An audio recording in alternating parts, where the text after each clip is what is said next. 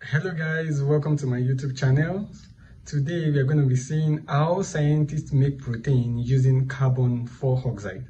I mean how scientists are able to make proteins with carbon 4 oxide, the normal CO2 that we breathe out, and also the one that causes this global warming. So today we are going to be looking at how scientists have been able to convert the carbon dioxide into protein. This sounds unreal. Even to a layman, it sounds unreal, but it is definitely real. Imagine converting air, water, microbes, and electricity into protein. This is a kind of wonderful research, and it tells the extent to which research has gone. Could this be the game changer for hunger, climate change, and food waste? All right, how does this work?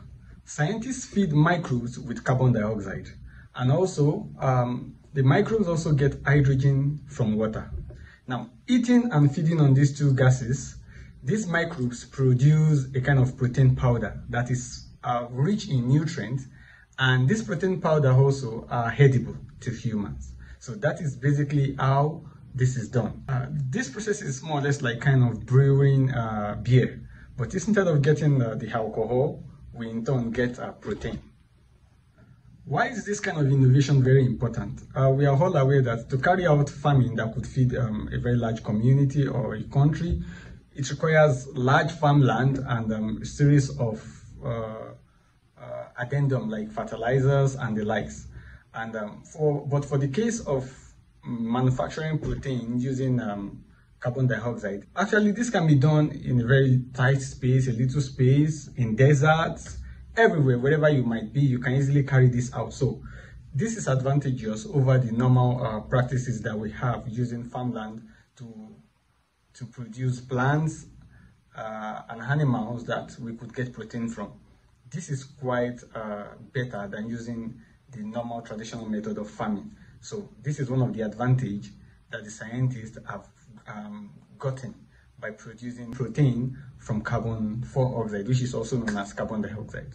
Another advantage of this process is that it requires little amount of water. You know, the microbes, when they're getting hydrogen from water, they actually need little amount of water for the process. So for this process, little amount of water is required, and this is going to be helping the environment as well. Instead of the normal farming system that could harm the environment, this process is clean and green.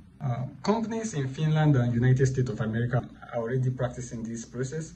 They turn the protein to meat substitute and ingredient for making snacks. So you can see scientists have carried out innovative research, and a lot of companies are already using this now. So another thing is that this innovation is still new, and a lot of people are shying away from it because many people don't want to eat products from the laboratory. And another thing is this process is still quite expensive because it requires a lot of monitoring, a lot of investment to carry out this process. But basically, that is where the world is moving to.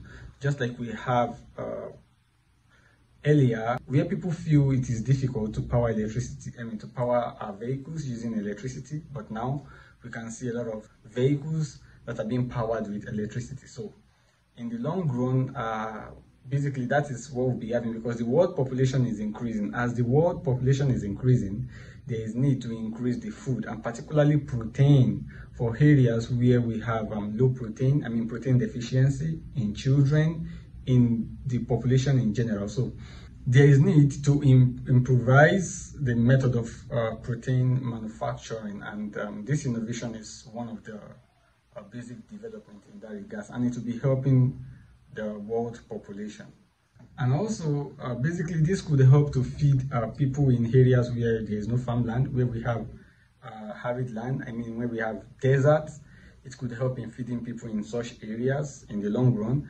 And also for the proposition of living in mass, this could also be another method of feeding the people in mass. That's another planet other than the Earth. So this could also be another means of feeding the people in mass. All right, I would like to ask my viewers if you would like to eat food made from hair.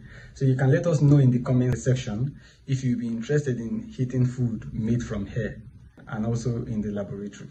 At the beginning of this video, I showed us two research articles that are showing, that really shows that a lot of research have been carried out in this regard. In fact, some of the researches I showed earlier are actually recent, 2024 or thereabouts. So it shows that a lot of scientists are actually carrying out a lot of research in this regard, and there's nothing stopping young scientists from tapping in this area also, as it is one of the fertile area of research, and it's going to be the next revolution in the area of protein synthesis and protein production. If you really enjoyed this video, please subscribe to my channel, share and like this video.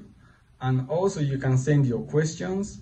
If you have questions, if you have anything to ask regarding researches, you can send them to the comment section and I'll be attending to them.